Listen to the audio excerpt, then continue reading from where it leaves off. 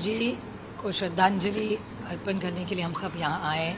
Are Patil ji सिर्फ राष्ट्रवादी कांग्रेस पक्ष के नेता नहीं थे, महाराष्ट्र के एक बड़े नेता थे और आज भी मेरे लिए उनके मन में प्यार, मैं आज भी उनको बहुत मिस करती हूँ क्योंकि एक सत्य के साथ रहने वाला, लड़ने वाला महाराष्ट्र का एक बड़ा नेता। आज भी किसी को राजनीति में आना हो, एक आदर्श नेता, अगर किसी को उनका पूरा होमवर्क करके आगे नेता बनना हो तो एक आदर्श नेता की तरफ, आर पाटिल की तरफ आज भी महाराष्ट्र की जनता देखती है। सिर्फ बहुत नेता है वो आके चले जाते, लेकिन एक नेता ऐसा होता है जो हमेशा दिल में रहता है। वो दिल में आज भी धड़कने वाला नेता कौन है तो वो आर पाटिल जी है। हम सब उनको बहुत मिस करते हैं। ऊपर से दूसरी बात है, उनके जाने के बाद हमारी भाभी जो कभी भी पहले बाहर पॉलिटिक्स में नहीं थी, उन्होंने बहुत बड़ी जिम्मेदारी दी। सुमन भाभी ने बहुत अच्छा काम किया और आज आप देखेंगे कि जिस तरह से रोहित, उनका बेटा, जिस तरह से लड़ रहा है, ये हमारे लिए एक बहुत बड़ी बात है। रोहित पवार और रोहित पाटिल आज दोनों भिड़ गए हैं और ये नई युवा पीढ़ी महाराष्ट्र की सेवा में लगी हुई है और उसमें रोहित पाटिल आज उनके फादर के जो सपने महाराष्ट्र के लिए थे वो लेके आगे जा रहे हैं। ये मेरे लिए बहुत गर्व की बात है। मैम, आपने एक इंसिडेंट सुना होगा जिसमें कुछ लोगों ने एक कपल को की बहुत जमकर पिटाई की बैंड्रा टर्मिनस पे। उसमें एक लड़का जो है वो मुस्लिम है, लड़की हिंदू है। उस मामले में किसी भी तरह की कार्रवाई उन लोगों पर नहीं हुई जिसने उन लोगों की पिटाई की। पुलिस ने किडनैपिंग का केस रजिस्टर किया था, लेकिन ये लोग पकड़कर पुलिस के पास देना, तो पुलिस मैकेनिज्म क्या कर रही है? तमाम सवालों के home ministry has completely failed this state. मैंने पहली बार नहीं, बहुत बार बोल चुकी हूँ कि होम मिनिस्ट्री जवाब दे, क्योंकि जिस तरह से क्राइम महाराष्ट्र में बढ़ रहा है, आप नासिक देखिए, आप पूना देखिए, कहाँ कहाँ क्राइम महाराष्ट्र में हो रहा है। और मैं देश में भी, मैंने अमित शाह जी को बहुत बार मैंने ट्वीट भी किया है कि अमित शाह जी, मणिपुर में जैसे प्रॉब्लम्स है, हरियाणा में जैसे प्रॉब्लम्स है, वैसे महाराष्ट्र में भी होम मिनिस्ट्री की नज़रिए ने उन्होंने देखना चाहिए, क्योंकि महाराष्ट्र में जो आज देख रहे हैं आप, वो बहुत असुरक्षित ऐसा माहौल है।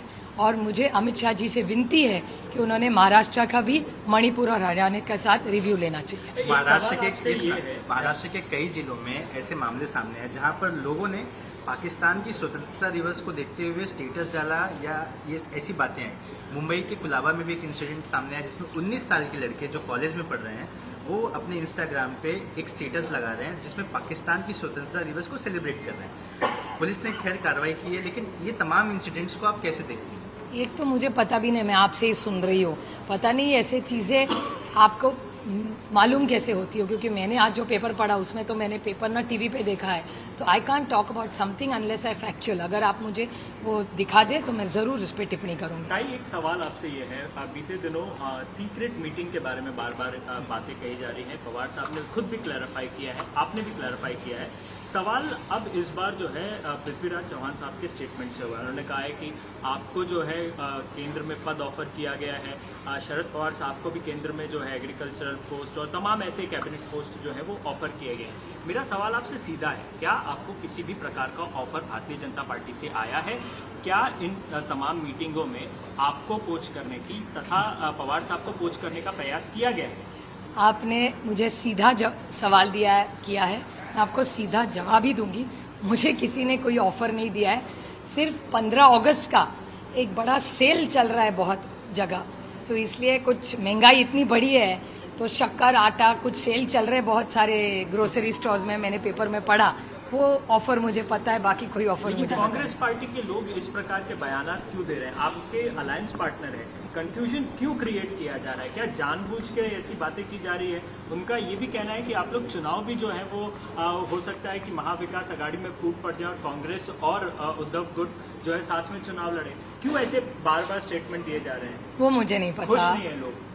आपको उनको ही पूछना पड़ेगा, क्योंकि ना पवार साहब ने ना मैंने कुछ स्टेटमेंट किया है। जो कर रहे हैं उनको ही पूछना पड़ेगा, क्योंकि मुझे इसके बारे में कुछ पता है। ताई, विजय वडेट्टीवार ने आज साफ तौर पर कहा है कि एक ऑफर आया है और अजित पवार की दादा की मुलाकात लगातार इसलिए हो रही है क्योंकि वो शरद पवार दादा सर को मनाना चाहते हैं। तो क्या आपको लग रहा है कि ये जिस तरह से लगातार, क्योंकि कांग्रेस के साथ हैं, मुख्यमंत्री महाविकास अघाड़ी है ऐसा अभी कांग्रेस ने जो सवाल किए है उसका जवाब कांग्रेस ही दे सकती है, मैं नहीं दे सकती, क्योंकि मुझे कुछ पता ही नहीं है इस बारे में। ना मुझे किसी ने ऑफर दिया है, ना किसी ने मुझसे बात की है, तो I can't comment on something which is hypothetical and I don't know. नमस्कार, मैं हूं मानक गुप्ता। अगर आपको हमारा ये वीडियो पसंद आया हो तो इसे लाइक और शेयर जरूर करें, और हाँ, हमें सब्सक्राइब और फॉलो करना ना भूलें ताकि आप देश और दुनिया की कोई खबर मिस ना करें। तो जुड़े रहिए हमारे साथ और देखते रहिए न्यूज़ 24।